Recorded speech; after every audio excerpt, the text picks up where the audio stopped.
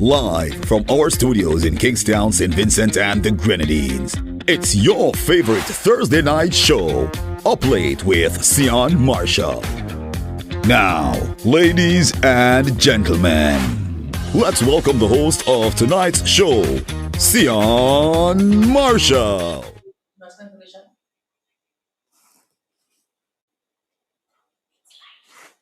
You didn't play?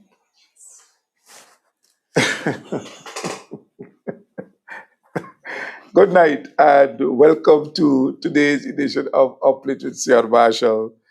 I am your host, Sehon Marshall. Now, I'm really sorry for the clumsy beginning because I didn't hear anything at all.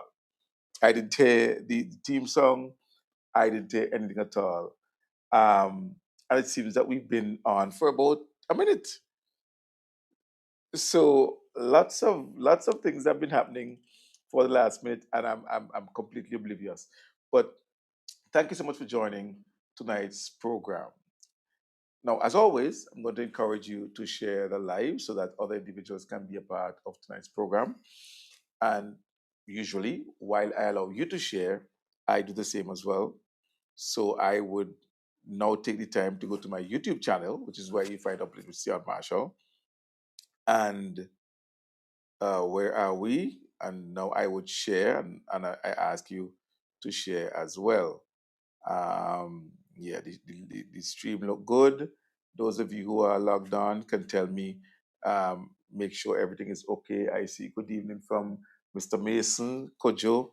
Thank you so much as always for jumping on. You're top fan, and there are many others like you. So good night, and as always, I ask to share where you're coming from, where you're logging on from. All right, so I am sharing on all of my social media, and I encourage you to do the same thing as well. Um, my very loyal, devoted fan base. All right, um, where are we? Good. So I've shared to WhatsApp. I'm asking you to share to WhatsApp. If you are on YouTube, again, you go to YouTube, right to the bottom, you'd see the arrow, which is where you share. If you point at that arrow, you can do one of two things. You can copy the link, or you can share it to a page that you have, right? So I am doing that right now. No, that's not that one. Discard that. Yes. Where are we now? Yes, I'm getting there. So I'm sharing. I'm sharing. Yes, on Facebook, on my page. So there we go. Let's make sure that that is there and saved. Where are we now? I'm not seeing it yet. I'm not seeing it yet. Right. So I'm supposed to be shared on Facebook and every other place as well. One last share. I believe it's Instagram. So I'm sharing on Instagram, Instagram and Facebook story. What is going on here? Now, for those of you who will be hearing this on Star at some point, please excuse me. And I hope you guys are subscribing, because I'm looking and thinking that somehow I find that the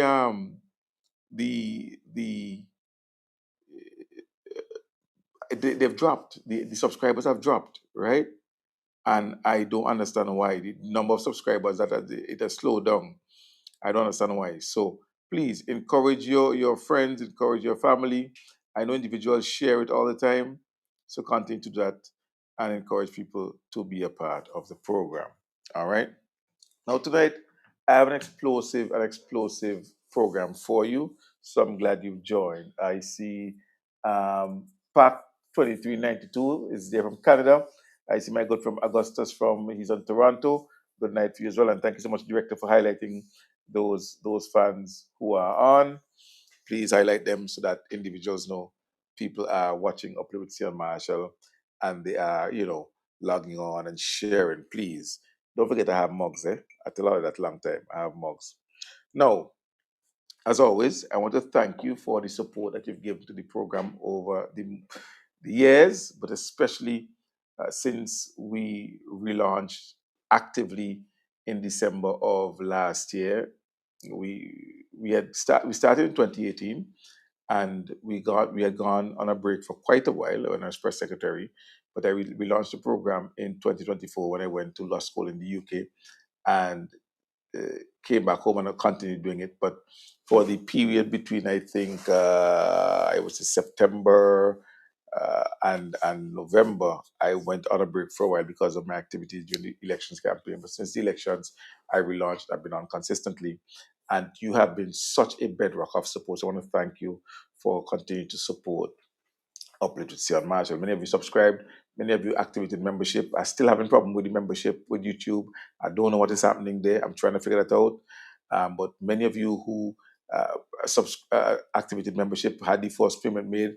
If you notice, you probably haven't had any payments come off since then. That is because I'm still trying to figure out and work out that situation with YouTube. But thank you so much, and it was the intent, and I'm grateful for that support. Present, please. Good night, Tammy Kirby. Present, please. That is the one they can't hold on. No matter how much they try to hold on, present, please. They can't hold on. Present, please. That's the one that burning them the most. That's the one that. But I just get some cuss on present, please. You would not believe it. You would think I do people something personally. You would think I have done these people something personal. The way they come at me. And they're not coming at me disagreeing. One person who posted referred to me as a clown and all these type of things. No, I'm a trained lawyer with 3 master's degrees, and somebody on Facebook decides to call me a clown. The way. Yeah, you heard me right. 3 master's degrees. I have 3 master's degrees. I have 2 masters in law and a master's in international relations. And somebody who I looked at the person's profile picture and so forth. The person looks like they live in a basement somewhere. That person refers to me as a clown. That's how personal they're getting simply from my commentary. They continue to attack me personally.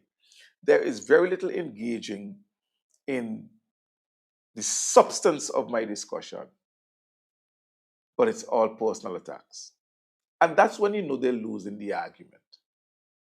That's when you know they are losing the argument. And they will continue to lose the argument because they do not have an argument.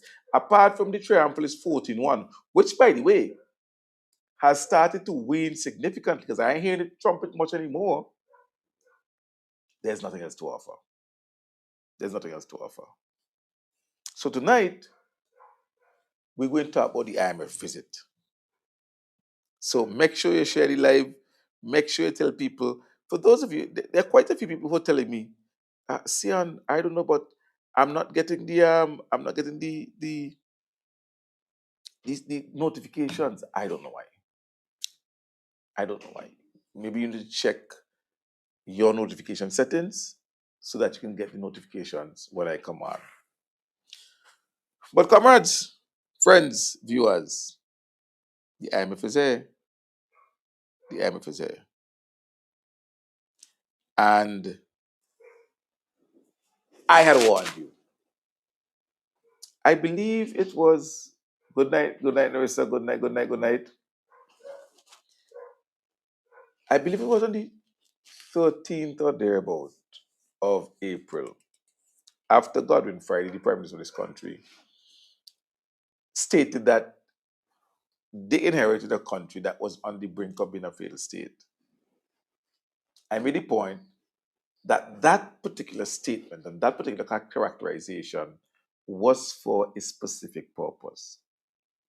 And that was to prepare your mind. That was to prepare you, condition you for what was to come. I knew he was making plans to travel to the US to meet with the spring meetings with the international organizations. Um, you might have heard the term the Bretton Woods institutions, which we refer to the IMF and the World Bank. And I'll tell you something, listen, I don't get fooled by the IMF and the World Bank, They're not about small countries and poor countries, They're not about small countries and poor countries. You had a man come here this week telling citizens and Grannies, with your debt to GDP ratio at 113%, You have to do this, that, and tighten this and tighten that and tighten that. Why don't you go tell Japan, whose debt to GDP is 235% to 35 GDP, for go do this and do that and tighten and lay off? But I get into that just now. I don't want to tell you. I don't want to jump too far. I don't want to jump too far. I don't want to jump too far. So I had warned you that the language of the Prime Minister was very specific. It was specific to his base because of what was happening. Now, the IMF and the World Bank come to the same time because we are member countries of both institutions. We go to them for development financing. But I want you to remember the term one size fits all. And something that refers to a situation where a tailor, for example, cuts a pants at a particular size and expect that all of the groomsmen would fit into it. It don't work so. You don't measure one groomsman and make 5 pants and expect all 5 groomsmen will wear the same pants. You have to cut the pants to fit them individually. And the IMF continues to be stuck in a one-size-fits-all mentality. God Williams, good night. Trying to make sure I big up everybody. A partner might tell me, shout out some, but you must try and shout out more. Yeah? Well, let me just comment to my good friend Narissa. I realize something. There are a number of individuals in our country. They are irrelevant. Absolutely irrelevant. I can do a live like this program for an hour and a half and produce content of an intellectual level that can stimulate discussion among people from different stages in terms of their intellectual development. Right now, I have 70-something people watching me. By the time the night ends, I go 100-something people watching me. Some may agree, some may disagree, but there's substance. I don't have to cost a single soul. But there are those who are so intellectually weak, so cerebrally vacant, that the only how they can get any type of attention is by mentioning other people's names, by attacking other people. You understand? They cannot produce content of any intellectual significance to generate a discussion. Therefore, they resort to discussing people. They say, big minds discuss ideas, but small minds discuss people. When you see individuals come on the social media or on the media in general, and all they could do is call people's names in order to get clicks and likes, you recognize the vacuous nature of that individual. They don't understand them words, so that's why I'm using them. So they don't understand what I'm saying. You understand? That's who they are. They have to come and cuss you and call your name. That's the only how they get any type of traction. And I realize that. I realize many of them, without mentioning the name Sehon Marshall, their Facebook accounts would have no traction. Zero. Without mentioning the name Ralph Gonzalez or Audrey Gittins, their Facebook account would have no traction whatsoever. So every single day, their post has to be about somebody, attacking somebody, calling someone's name, and that's the only how they get traction. Because outside of that, they do not have the mental capacity, the wherewithal to generate anything at all with the slightest intellectual content that could generate a discussion. They can't talk about how to build the country. You will never find a post on their page about building St. Vincent and Grenadines, about reducing VAT, about how to create employment. No, it's about Sehon Marshall this, Audrey Gittins that, Ralph Gonzalez this, Camilo Gonzalez that. That's it. You should notice that by now. That's how they get their clicks. That's how they get their likes. That's how they get their relevance. And so if my name gives you relevance, then I believe I've served a purpose on God's earth because I have created a sense of belonging. I have given someone a sense of self-worth because after using my name, they get some attention and they feel you reach. So that's all right. So all of you continue attacking me and I will continue to know you and make my posts every single day. Now, let's get back to the topic at hand. Let's get back to it. I want to make sure I shout everybody who say good night because I don't want to miss nobody. And keep sharing the live.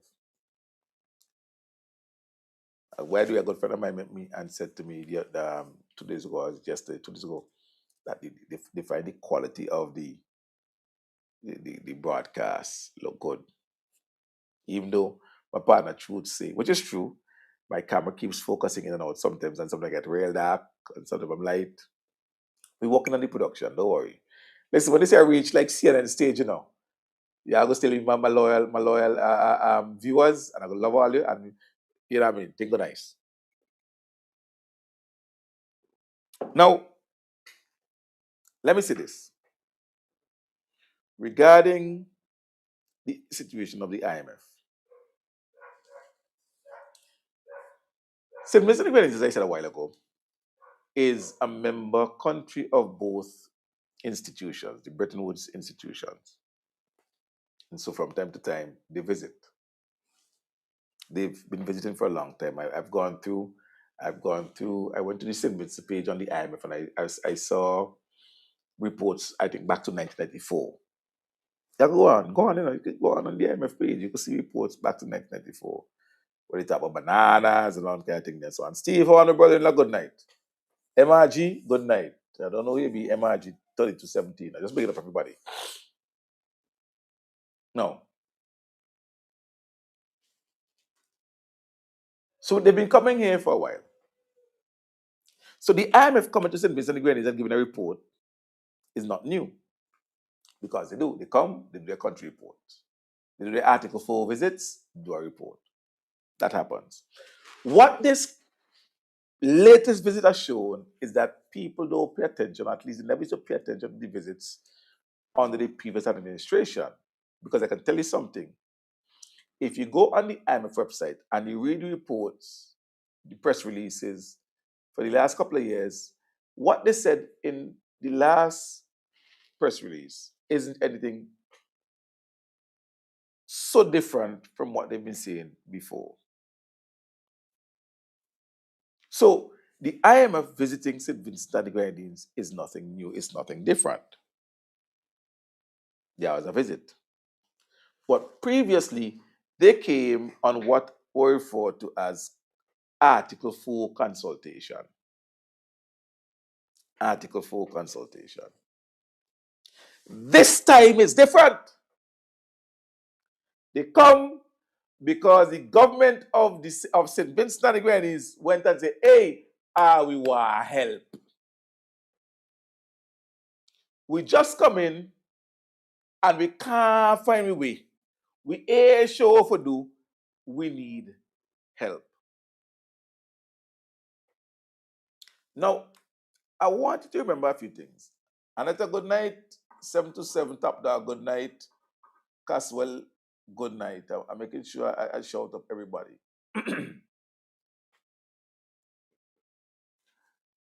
Dr. Gonzalez spoke in a story many, many times.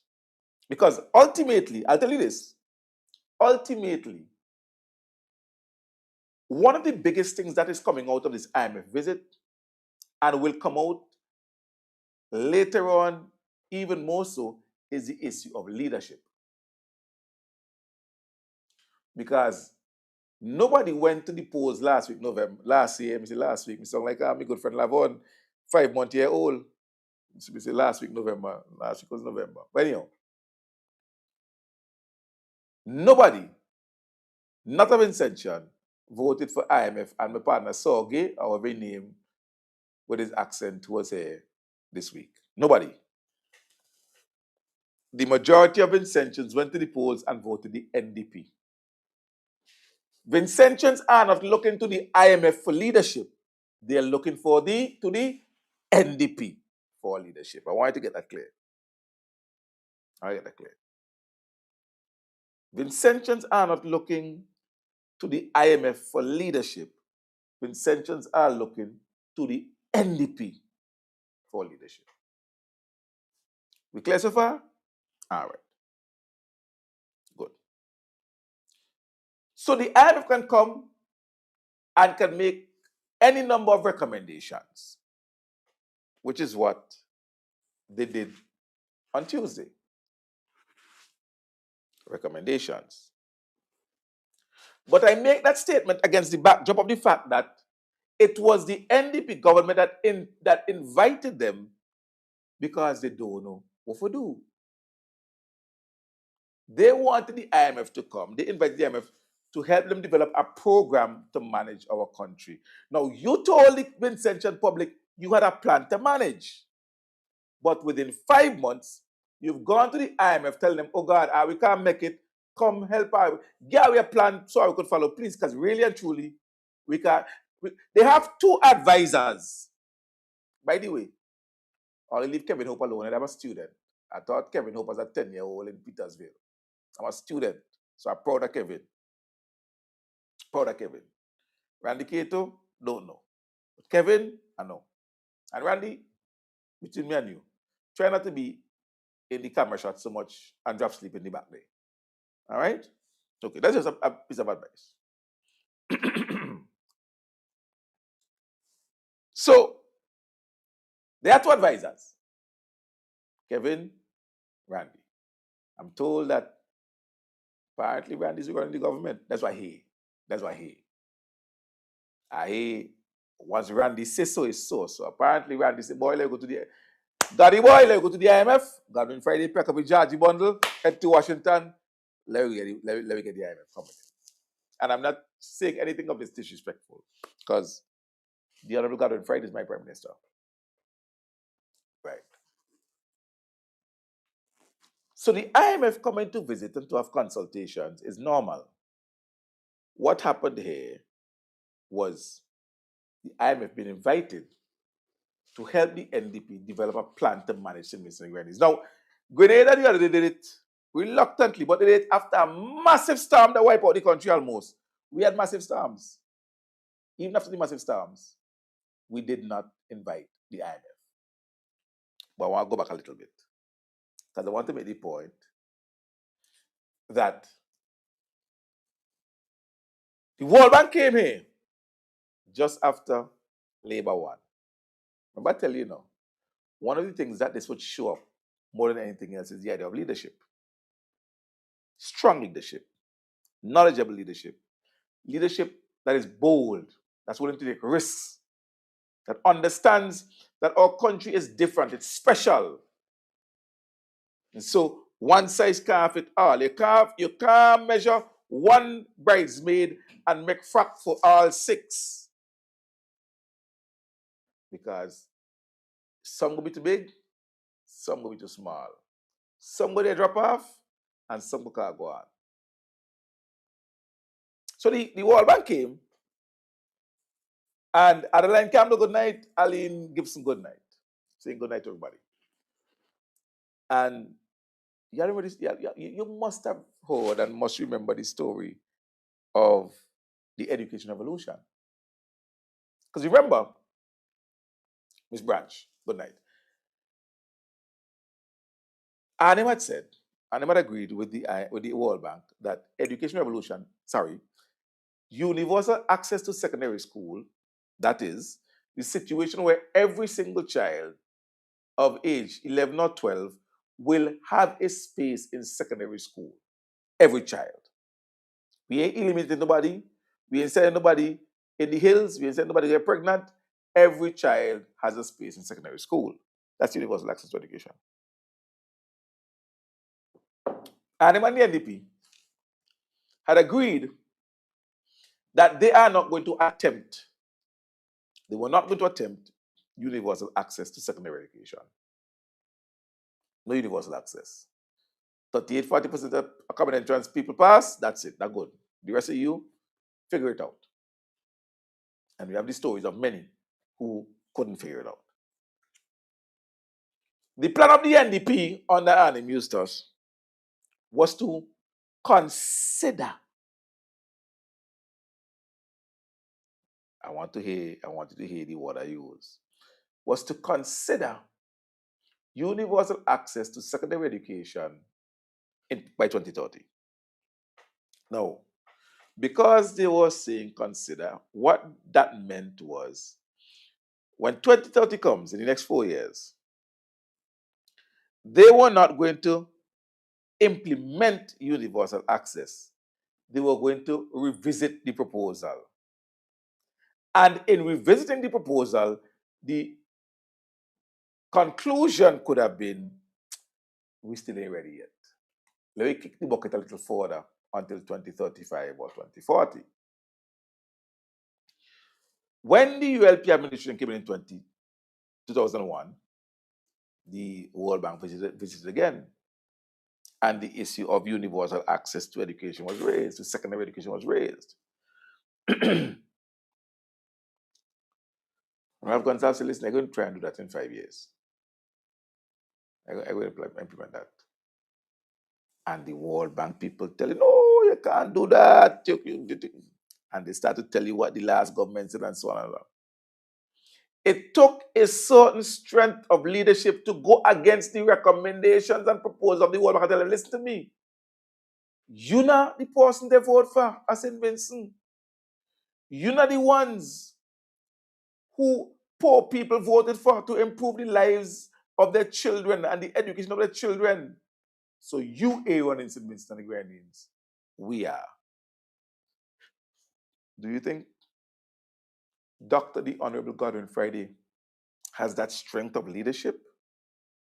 Well, the first thing he do is he tell the white man talk because he wants the excuse of saying, well, it's not me now.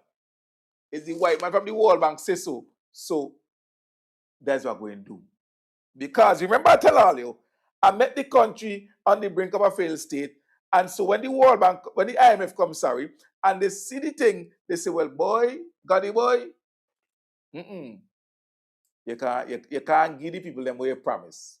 And so don't blame me, blame Ralph, who left the country in a particular way, and the IMF had to come. Because already you are seeing the brainless comments to suggest, oh, the government is just fixing the economy. Well, let's talk about the economy that the government is fixing. Let's talk about fixing.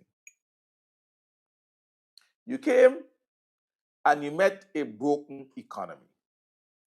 An economy that was on the brink of being a failed state. Things were bad. I mean, according to the NDP, the gravity of the things that they met, you can't figure it out. Things were so bad, it was like it was a failed state. Godwin Friday was on Hot 97 saying, listen, and nobody them when they come tell you they said that what they did was easy. Said Godwin. But it's the easiest thing to do is run to the IMF and tell them give a plan. That's what's easy. Navigating the special vulnerabilities of St. Vincent and the Grenadines and dealing with them and managing them to all sorts of disasters, that's hard. Running to the IMF for a plan is what's easy. He said that's easy. I met a country that was on the brink of being a failed state, he says. And so here's what our responsible Prime Minister, who inherited a country on the brink of being a failed state, did.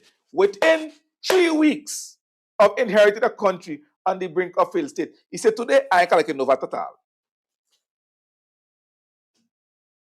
Does that sound like a country on the brink of a failed state? The first thing you do, your first major piece of thing was to say, for today, I ain't collecting no VAT. Now, according to him, not me, and I don't believe in it. He said the Treasury forfeited, I would use the word forfeit, about $28 million. Let me write down, please, now. Let me write down, please. Million is what, 6 zeros? Right. So 28, 1, 2, 3, 4, 5, 6. I'm using his figures. This is February 19th. You meet a country on the brink of being a failed state on November 27th. February 19th, you forfeit $28 million in taxes. Okay. Failed state. Then, a month later, so it's 2 months now, within 2 months, you issue bonuses to the tune of $22 million. You write it down? Write down. 22, 6 zeros, eh? 1, 2, 3, 4, 5, 6. $22 million. So, first month, you forfeit 28 million.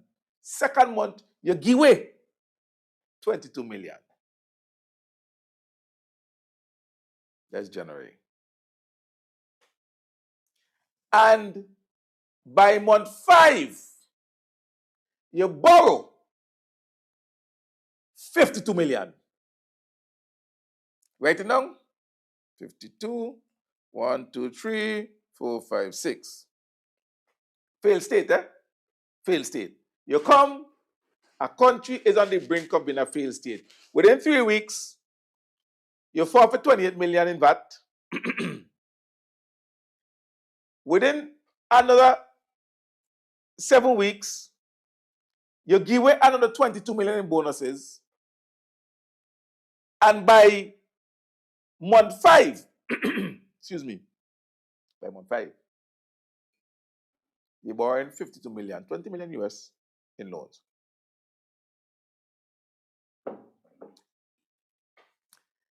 Within 5 months,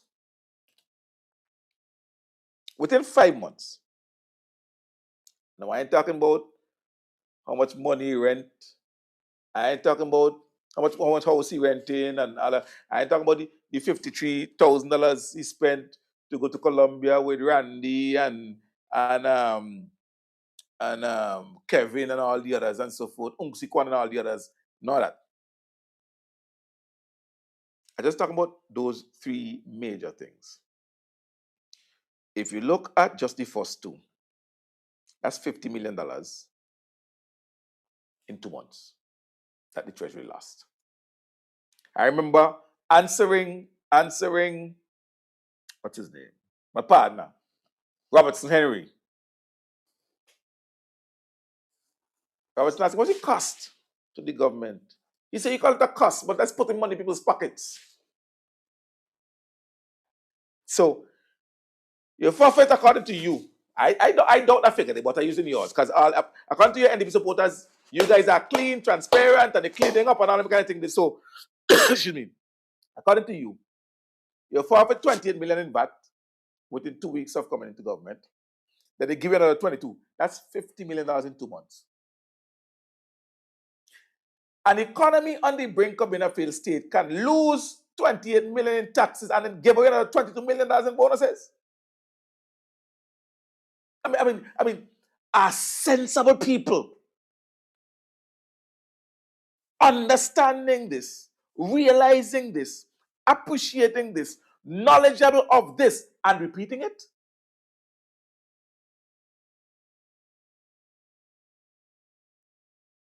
Tell me, please. You sensible.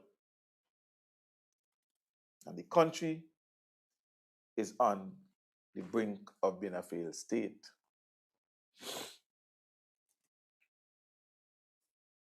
The brink of being a failed state. But you're giving them money and you're forfeiting money. You first 2 major acts as a government. For you to repeat that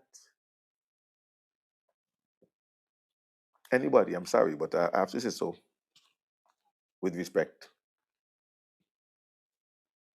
You notice. You notice.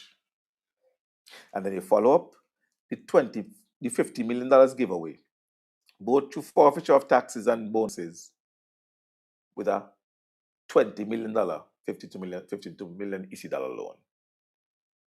There's $102 million.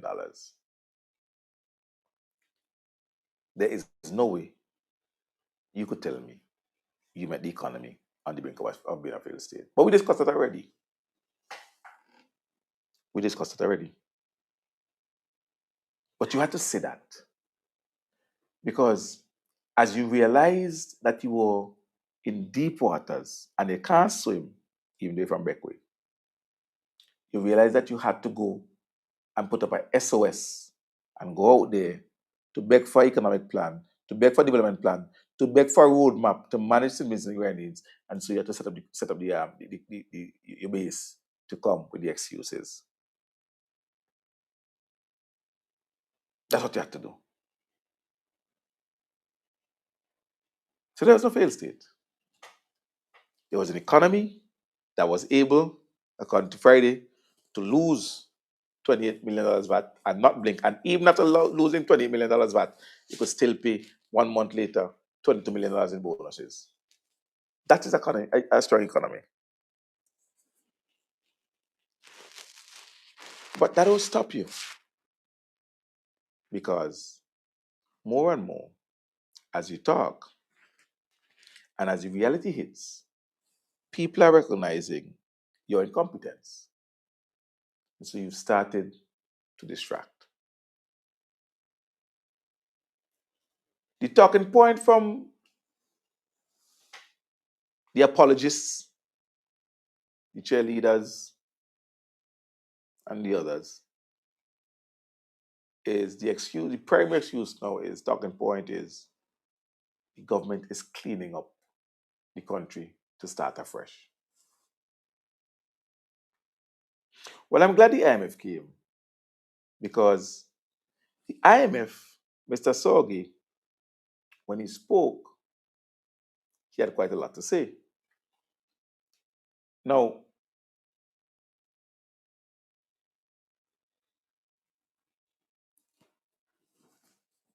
Sorgi described our economy. He described the state of the economy. And thankfully, Sorgi didn't start at November 2025. He went further. And I wanted to listen to what Sorgi had to say about the resilience of Sydney. I wanted to hear how he described our economy. I want me director to play that clip there to hear what Sorgi had to say.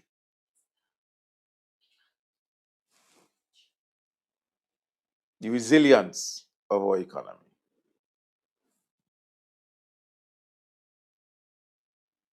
The clip. Let me start with recent developments, outlook, and risks.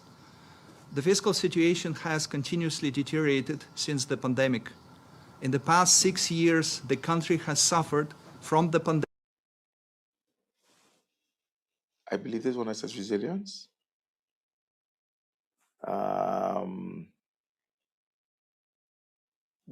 I think this one is the longest one. The longest one. If that was it, that might have been the one, but I think it's the longest one. So let's have the clip.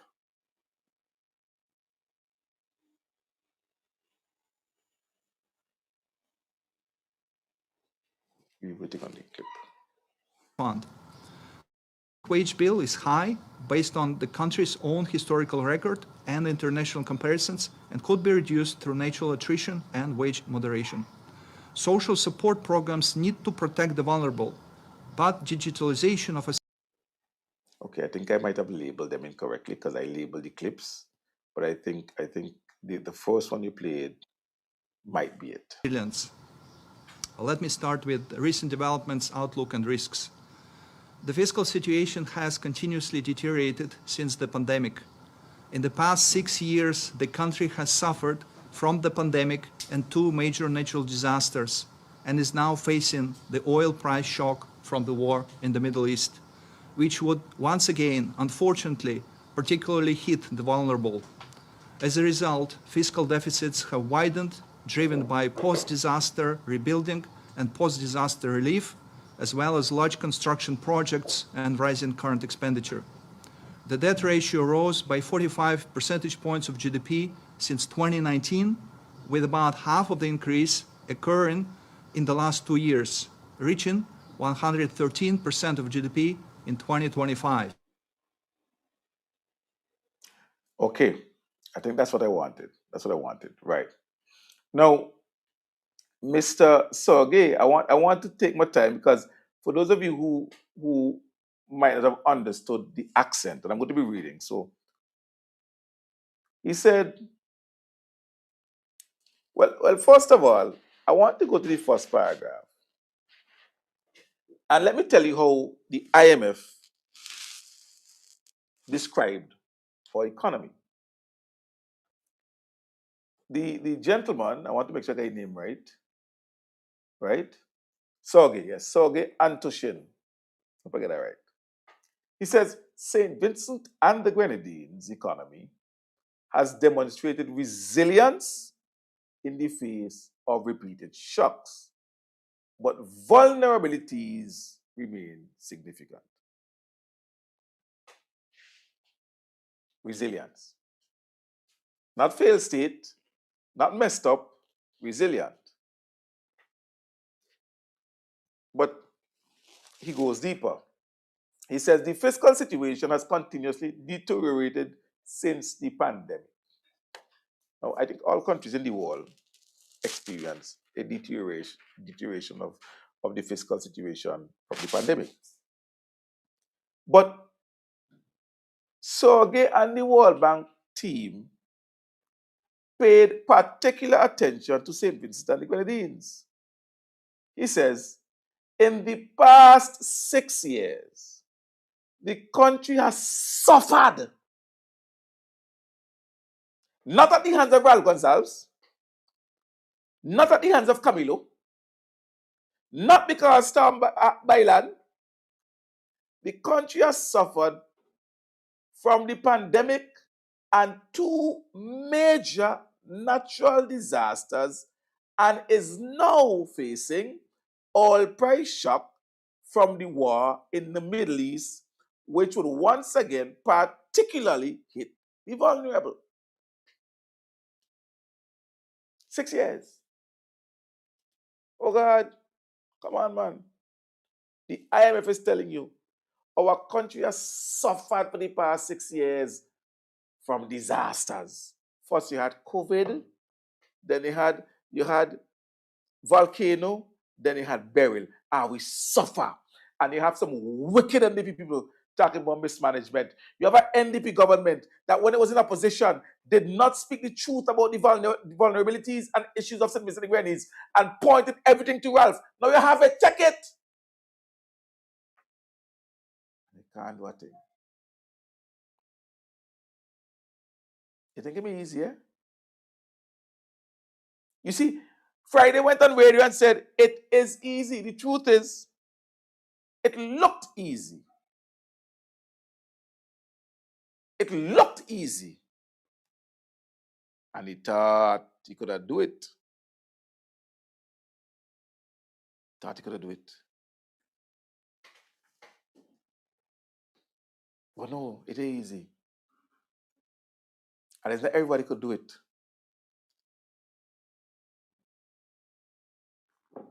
Everybody could do it. So it looked easy. Because the ULP made it look easy. And they thought, oh, I could do that, man. I vote me, put me in. Give me a chance. I could do it. And now we're in there. You're scrambling.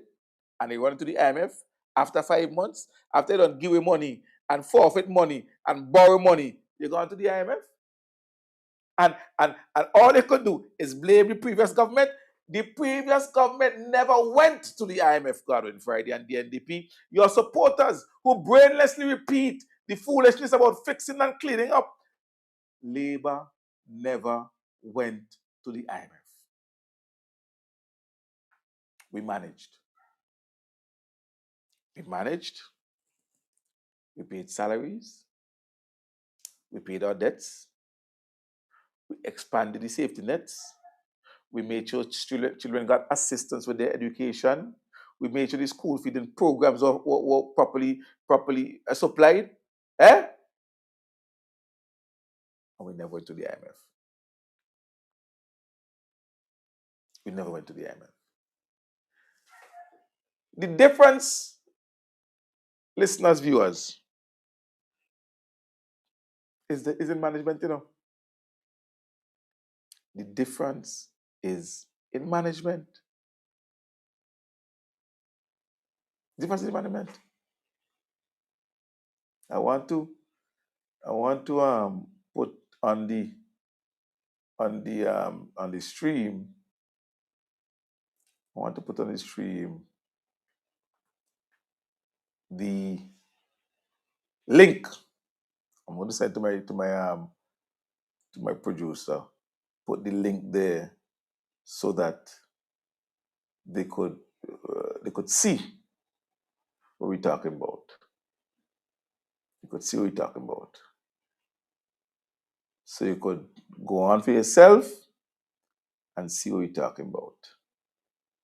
So my producer could put the link in the stream and put it at the top so you all could go and see.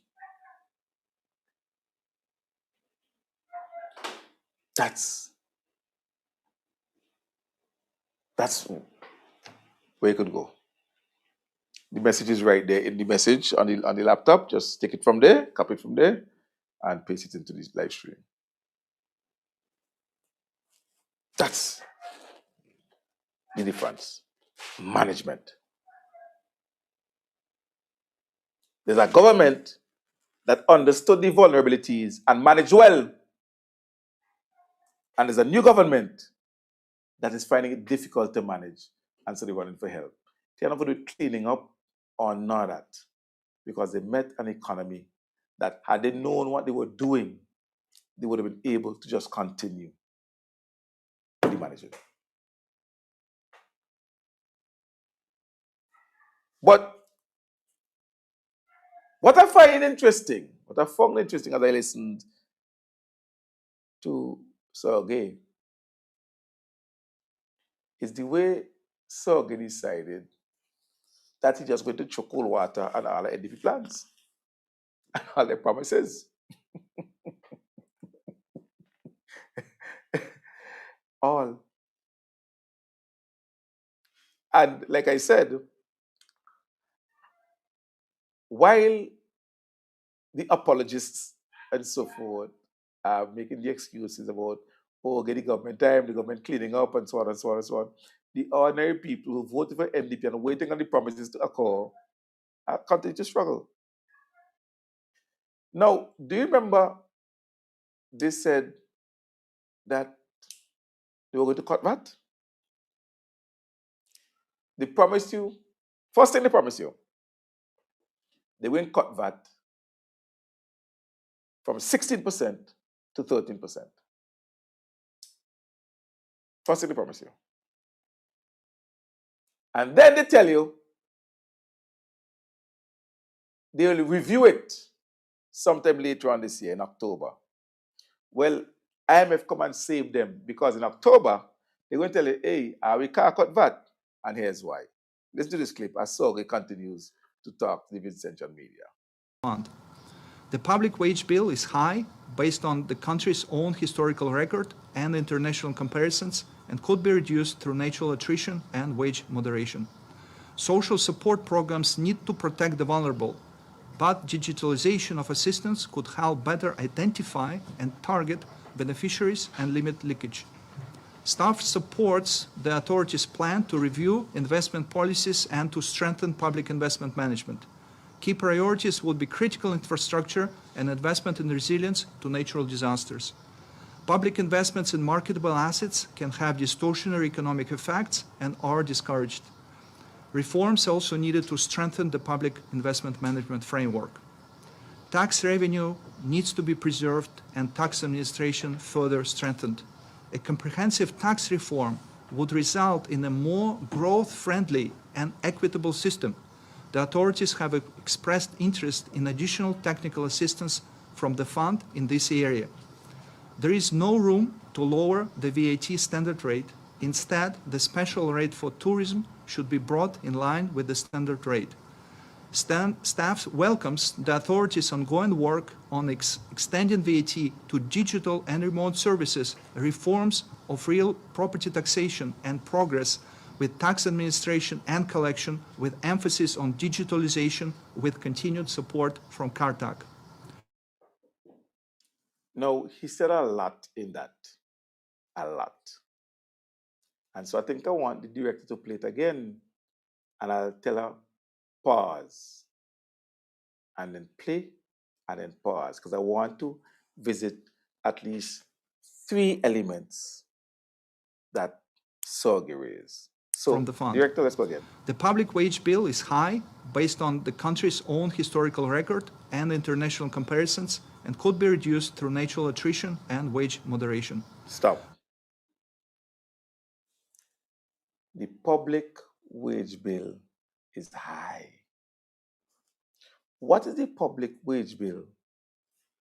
The public wage bill refers to the bill paid to government workers, public servants, police, teachers, nurses, doctors, and so forth. He says it is high and will be reduced through natural attrition. The recommendation there from the IMF is to cut your wage bill. You can only cut your wage bill in 2 ways. You either reduce the number of people you're hiring, or if you keep the people you're hiring, reduce the salaries of the number of people you're hiring. There's no other way of reducing the wage bill. You either fire some people or reduce the salaries. Well, firing people is impractical, although there may be some layoffs. But what you would have, without doubt, is some people retiring and their positions not being filled. That's what you would have. Natural attrition. You could expect no increases in salaries. None. Now, let me remind you that the NDP promised you bonuses year-round. Now, if you're being told the money you're paying for salaries too high, is bonus going to pay? If they're telling you you're paying too much money for salaries, which is what people don't work for, is bonus you're going to pay? So the first thing they're telling Vincential, the first thing they're telling NDP, and this is what Godwin Friday is going to come back and tell you, I can't provide the jobs that I promised because the wage bill is already too high. You know, one of the features of our system, like it or dislike it, is that young people finishing college, coming up from university, and so on, look forward to being hired especially by the government. The government is the single largest employer.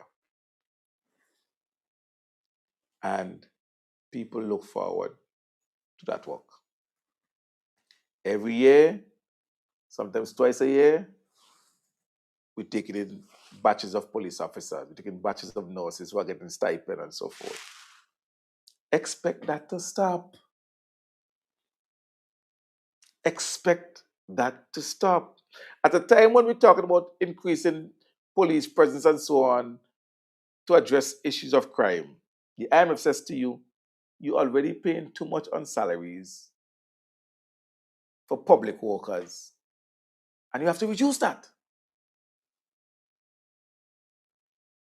So that's the first thing I want you to hear. That this program, this plan that the NDP and Dr. Friday told you they had to manage the economy that is absent. So they have to run to the IMF within 5 months to beg the IMF to help them with a plan to run St. Vincent and the Grenadines means, among other things, reduction of the wage bill for public workers. Look out for pressure among public workers. And a bunch of you voted for the NDP. And some of you left Labour to vote for the NDP. So when the squeeze come, do ball. Continue, Director. Social support programs need to protect the vulnerable, but digitalization of assistance could help better identify and target beneficiaries and limit leakage. Staff supports the authorities' plan to review investment policies and to strengthen public investment management. Key priorities would be critical infrastructure and investment in resilience to natural disasters. Public investments in marketable assets can have distortionary economic effects and are discouraged. Stop. Reforms also needed. He said public investment in marketable projects must be discouraged. And remember, look up and say, we got to start to sell off some of these things, like the hospital, the port, exacting later about the airport. These are all public projects. There are many countries across the world where the airports are privately owned and are managed. Not by state-owned company, private sector. Airports. There are many countries where the utilities are privately owned. Sorgi, who thinks that it's a bad idea to invest in these type of projects because it causes distortion. Let private sector own them. We should stop investing in them, the government. And Leacock had expressed that during the campaign. So, for example, Vinlec, which is publicly owned, during COVID and during the Ukraine war, when gas price was going up, the government absorbed some of the, what do you call it again? The fuel surcharge to cushion the increase in the cost of the bills. You think a private sector firm will do that to you for you? Any cost incurred by a private company is passed on to its customers. So when a private company owns Vinlec or owns CWSC and there's any increase, you pay it directly. They're not like the government that will absorb some of them to cushion nothing. And when a private company owns the hospital and is privately managed for profit, you better have your insurance to go hospital, because you think you go hospital, go have your baby and do your C-section and pay $15, $90 when private sector own it. But Leacock said that is something they have to consider, selling off the hospital, selling off the port. And so now you have Sorgi from the IMF telling you that is where you need to go. You need to they're discouraging the investment of public funds into these type of projects. So the NDP will tell you, well, it was the suggestion of the IMF. That was their recommendation, not to invest in them. So he privatized them.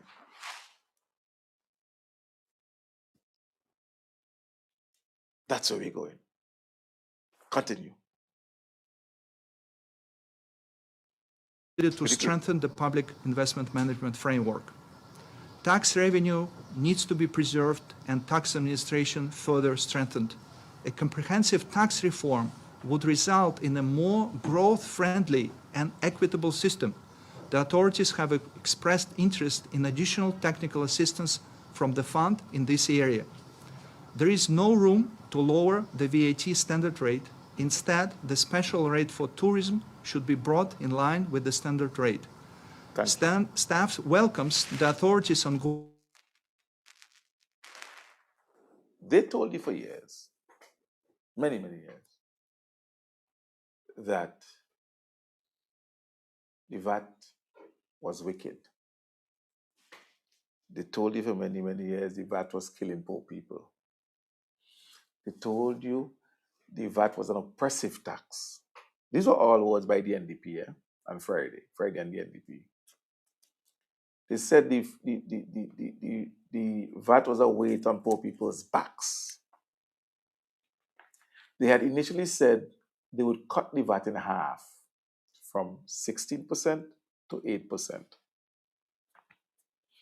But eventually, they reworked it and they got or settled at 13%. They'll cut the VAT from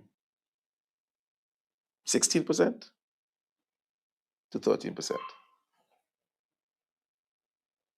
First thing they were going to do was they were going to do it in 60 days. 60 days. Well, the IMF tells you, the IMF suggests there is no room, zero room for VAT reduction. A number of things are going to happen as a result. Well, first of all, the VAT ain't going nowhere. It's there. Not on electricity, not on anything at all. But the apologists, those who trumpet yellow is the code and who was waving 14 in people's face, are going to tell poor people who expected the VAT to be cut, who voted for the VAT to be cut. Well, Ralph matched up the economy, and the economy was so bad that the IMF come and say you can't cut VAT. But years ago, the Prime Minister said, you can't cut VAT. When you cut VAT, and he told you how much VAT brings, and gave you an idea of what a 3 percentage point in cutting VAT would do, how much money you lose. And he asked, where are you going to get that money from? You remember what was their silver bullet idea, right? CBI. Like a Rasta man, CBI. Selling passport. Of course, the IMF threw out upon the selling passport thing too, eh? Say no can't do that. That's risky. Forget that. But there will be no reduction in VAT. So they promised you to reduce VAT, knowing full well they couldn't reduce the VAT because even before the IMF came, you already saw that it was not going to happen because it moves from being reduced in 60 days to being reviewed in 9 months. And now, the IMF recommendation is, chances are, in the consultation, why they must listen to me? Yeah, you didn't tell people because cut the VAT. Chances are, everything the IMF telling you right now are things instigated by the government because the government know I can't do it and I can't come out and tell people I can't do it. So you tell them give me. You tell them give me. That's sounds like a situation with parents now. You have a mother and a father, and a child come or you promise a child on a board they're gonna go overseas and so on. You know? They're gonna go overseas.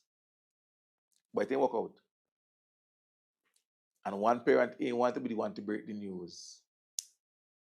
So they call the auntie overseas and say, watch me.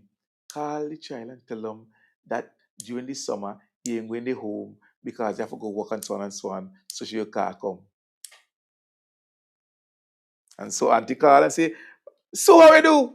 Y'all, you know, I didn't tell mommy didn't tell you coming here, but listen, my work is sending me to so and so for the summer, so I won't be home, you know. Oh my Lord. I don't even know if it because it don't look like it come again. And mommy glad and daddy glad because they know they couldn't afford to do it anymore. But they didn't want to be. Because so go say, okay, auntie, no problem. I go tell mommy you ain't gonna be home. So that's all right. Maybe next year. Eh? Could it be? Could it be that the bad news that we're getting from the IMF was instigated by the government? Tell them. Tell them we can't for the man. Tell them. Oh, you cannot credit the VAT. Sorry, I can't do the accent. That might be bad. You don't know room for the VAT. Leave the VAT. As a matter of fact, bring the tourism taxes and so on in line with the VAT. Well, Dr. Friday, never cut the VAT, but IMF say you can't cut the VAT, so what you do? It's working. Because I hear some people repeating the rubbish. Well, the government, the last government, Ralph Levy place mash up, and this government, a clean up. What they do? We have to clean up the place first and start afresh. Okay. Okay. Oh, to be a fly on the wall. Oh, to be a fly on the wall.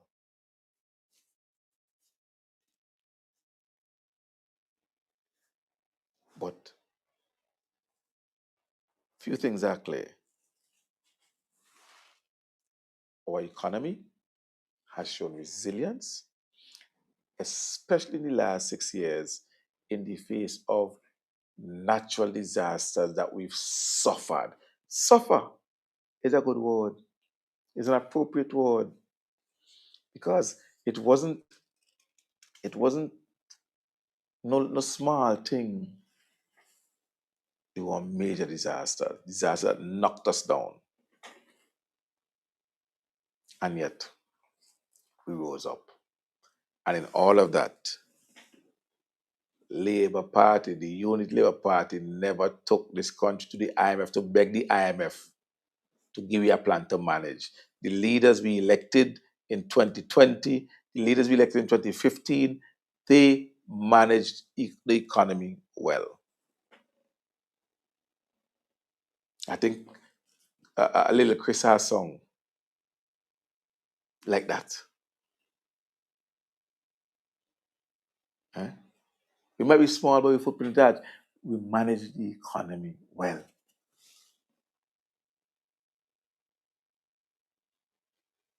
So the IMF had a lot to say.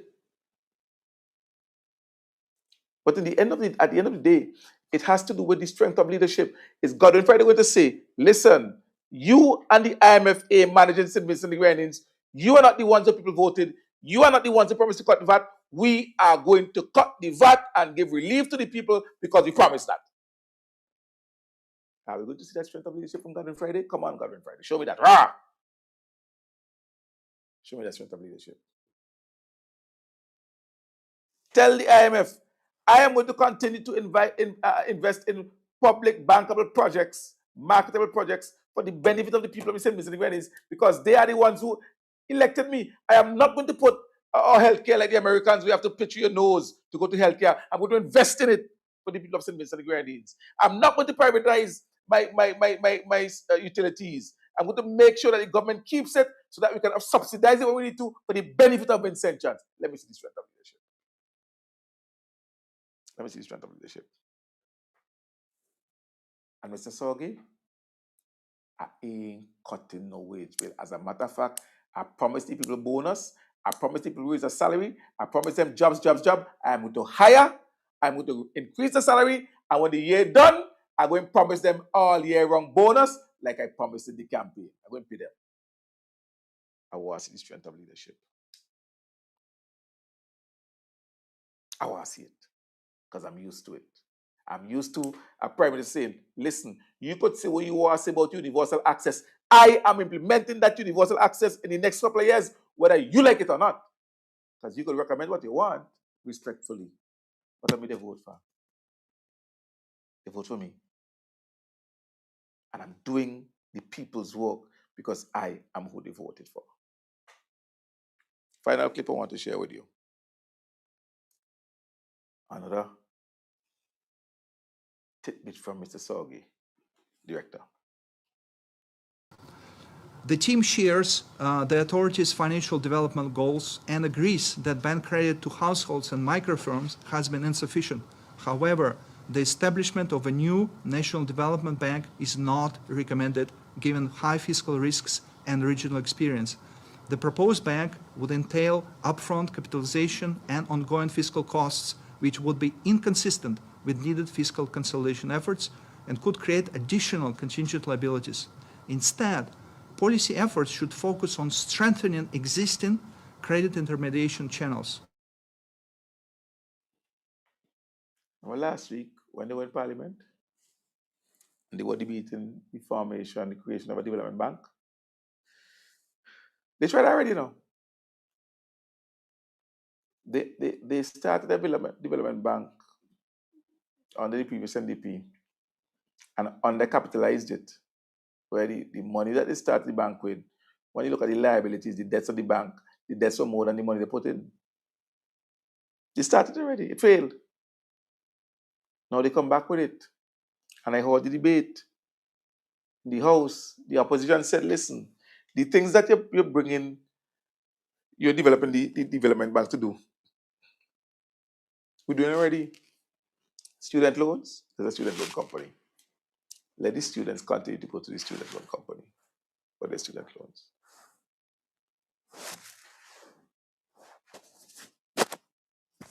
I feel like this is making some noise. Yes. Right. Is this me? I'm wondering, I'm hearing something. Yes. Let the students go to the student loan company, the custom. You don't need a development bank for that. You talk about farmers getting help. There's a farmer support company that already subsidizes inputs for agriculture, manure, and so on. Let the farmers go there. You don't need a development bank for that. That's what the opposition was saying. Friday said he was shocked at the lack of imagination of the leader of the opposition. He was unimaginative. Friday calling Ralph unimaginative. The NDP comes back with yesterday's ideas, and they call in someone who led a party, who led a government that continued to project and build things that were driving St. Vincent and the Grenadines beyond where we are. And you call it unimaginative? Well, Sorge come now. And Sorge say, bad idea.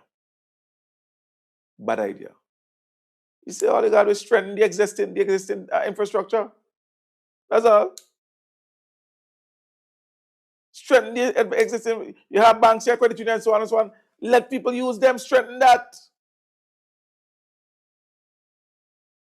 Apparently, Sorge isn't unimaginative. That's what Friday love for here.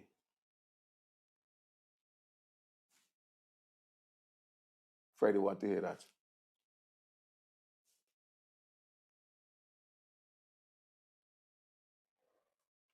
That's what Friday wants to hear. So you don't mind that at all. You don't mind that at all.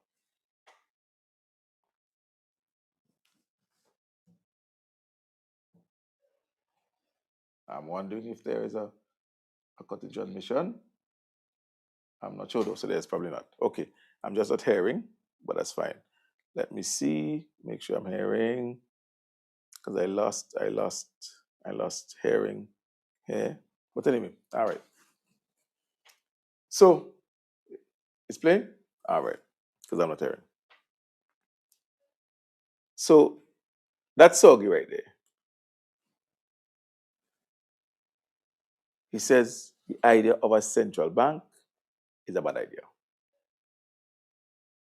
I'm sure Dr. Friday wouldn't tell Sorge of the IMF, the almighty powerful IMF, that he's unimaginative. Sure, he wouldn't tell him that. You know what they also talked about? Sorge?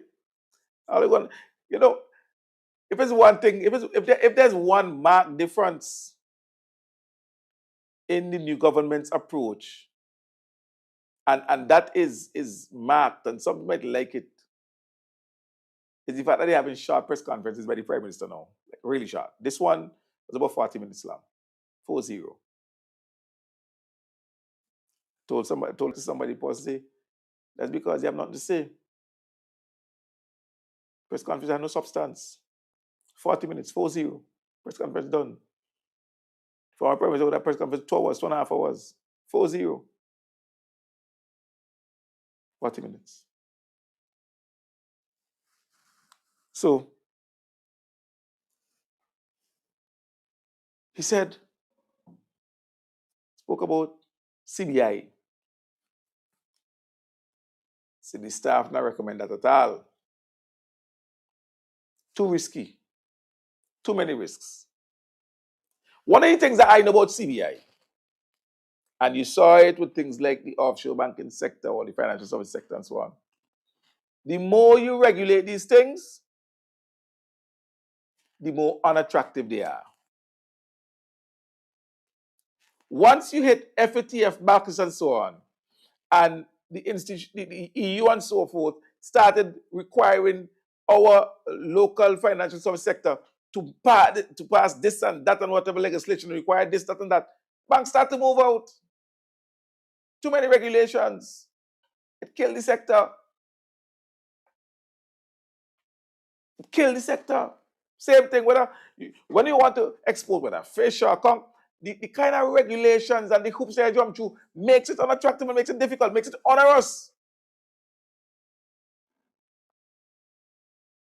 So when I heard them talking about CBI now having what do you call it? A residency component. What? And I could get passports from other places where I don't have to live? Me don't want that. So the IMF said too many risks.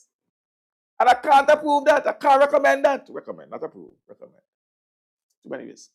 You gotta be doing this, you gotta do that, you gotta do whatever. But the knocker came from the last part. Now, I had so many clips to put in here, but to be honest with you, I had a really long day today. I had court in the morning and I had a number of things to do because it's a short week, tomorrow's a holiday.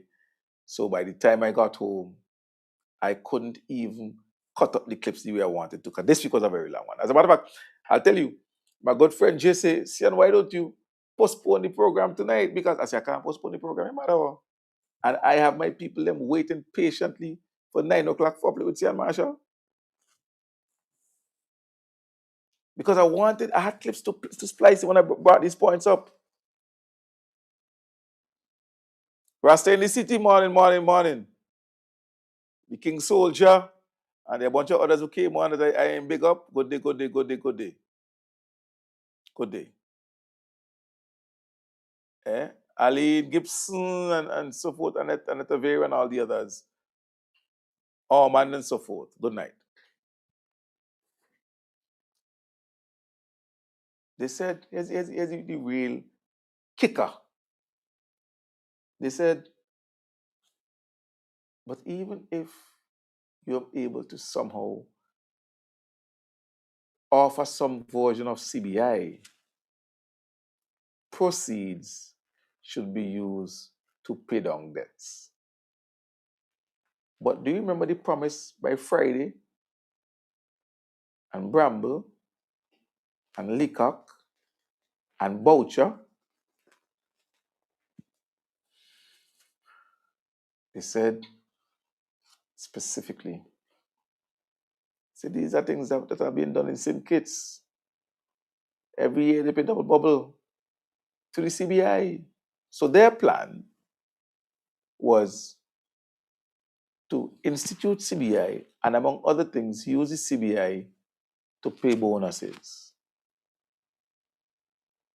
Maybe to do development bank and so forth. I don't know. I really don't know. But definitely bonuses are one thing to talk about. But IMF say, nah. First of all, it's inherently risky. Too many issues. But even if you were able to have some version of it, the money you make, hello, pay down on the loan and them, pay down on the debt. Not pay double bubble. So let me recap. How I recap? NDP promised you the VAT wicked, it's oppressive, it's killing poor people. It is the reason for the cost of living crisis. We will cut VAT by 16% within 16 months. Within 60 days. 60 days.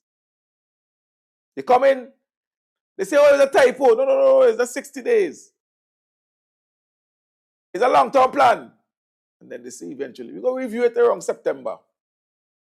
Well, now the IMF has come and essentially egged on. Let me not say so because I ain't sure. So let me not say so. But the IMF has come and said, no, sorry, no cutting of the VAT. There's no space for that. So that promise will not be fulfilled by the NDP. And it has nothing to do with the previous government or the fact that this government is young or whatever. It was never practical. It was never possible. And so they can't do it. That's one. They promise you jobs, and more jobs. And when they go in public servants, bonuses, and so on, the IMF said the wage bill is too high, it has to be reduced to natural attrition. Translation, no salary increases, no hiring, instead wage freeze, and possibly not filling posts of people who retired from the public service because you want to get the wage bill down. So there's a promise and there's a reality. You need to start facing reality and forget about the promise that you bought from them. You. Then they tell you they're going to start a development bank. And people could get low-cost loans to fix the house. The house that Labour was fixing for free. Tell you, go get a loan to fix it. We'll give you a loan to fix it low cost. Saying to you, don't depend on us to fix your house. Do not depend on us to fix your house, your homes, to rebuild your homes. You are going to have to take loans from the development bank to fix it. IMF said, nah, can't recommend that loan. Risky, fiscally, risky.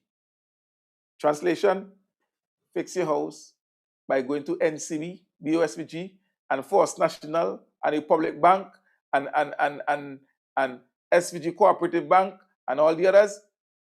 Do it yourself. At whatever rate of interest they're paying. That's your business.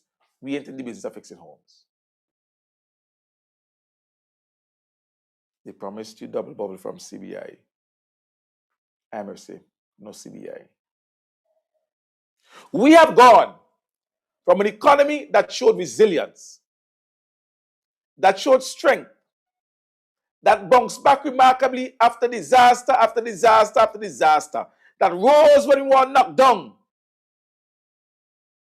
held together by a government of individuals who understood the complexities of our situation, who understood the special circumstances of being a small island development state, and recognized that one size don't fit all.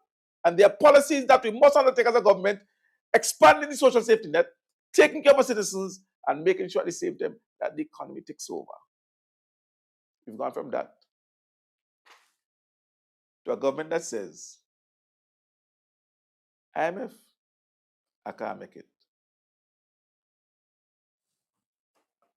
Gathering Friday and the NDP has remixed a very popular song.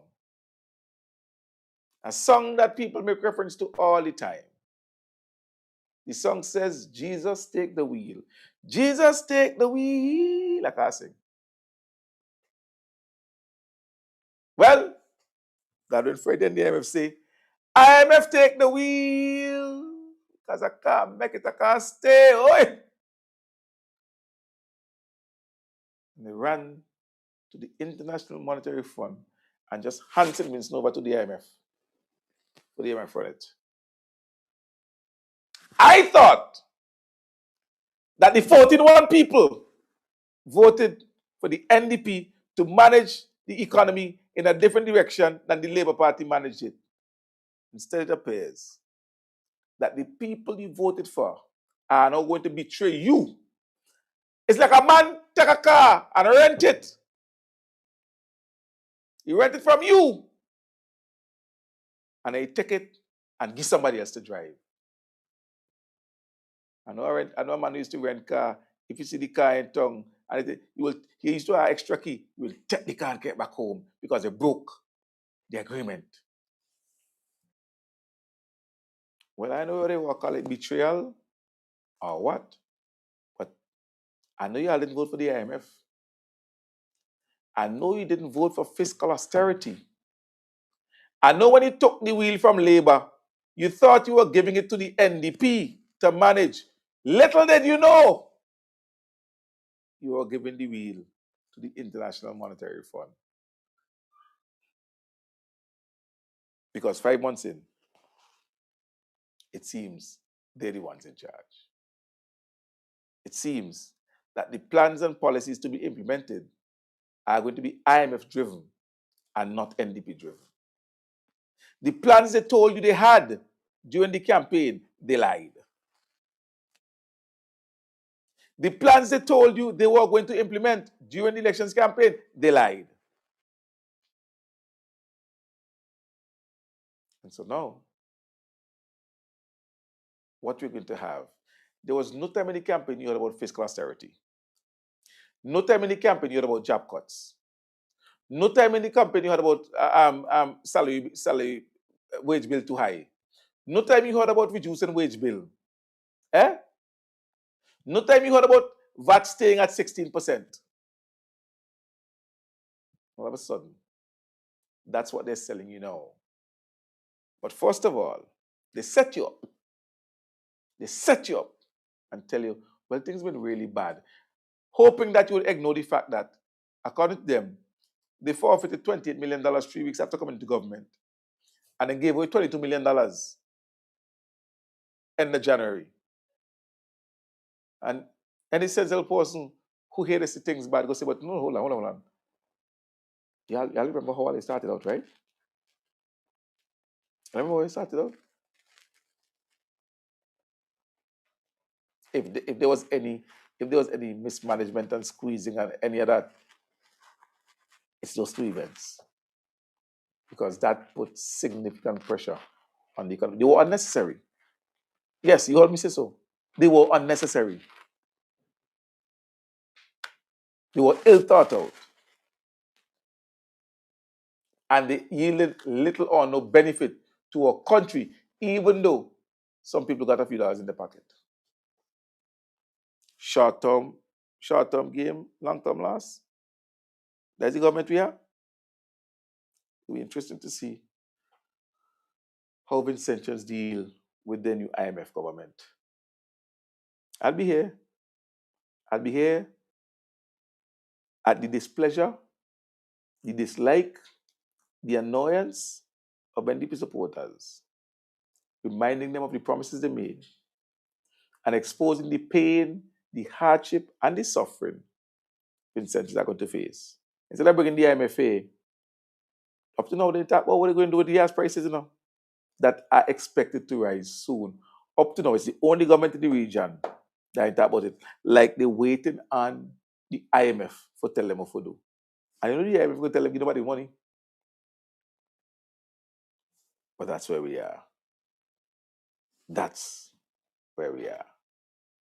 My friends, listeners, viewers, let me thank you so much for tuning in today to tonight's edition of Up Late with Sehon Marshall. As always, it's been such a pleasure having you. Stick around for an hour and a half. Bling, you get your hour and a half again tonight.